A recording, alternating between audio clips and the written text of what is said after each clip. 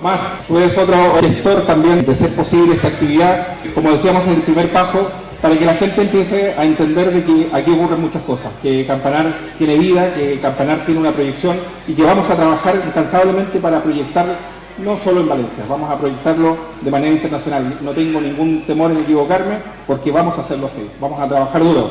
Yo te puedo contar de que llevamos un año en el barrio Campanar.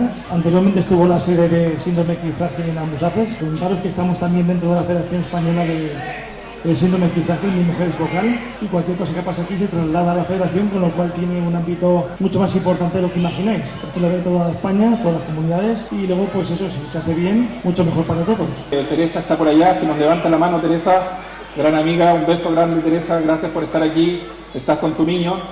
Equifrágil es de esas asociaciones que trabajan por dar reconocimiento a aquellas enfermedades denominadas raras. Sí, el equifrágil es una enfermedad tan rara, genética, y encima la mala pata de que encima es hereditaria, con lo cual se transmite de generación en generación, y digamos, cuando aparece una familia, pues el susto que te llevas es tremendo, el disgusto que no sabes lo que hacer, y por eso está la asociación, para aprovechar y ayudar a esas familias que vienen nuevas a recibirlas, asesorarlas, y que el susto primero, que es muy grande, pues sea mucho más leve y sepan un poco por lo que tienen que hacer y guiarles.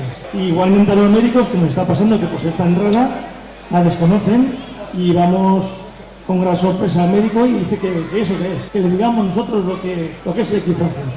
El paciente en este caso. Y por eso estamos, para ayudarles también, asesorarles, investigar y... Vamos a trabajar, Tomás, de la mano para que vuestra asociación sea cada vez más conocida y que lo que estáis haciendo vosotros tenga esa proyección que buscáis. Así que contar con nosotros. Muy bien, muchas ¿vale? gracias.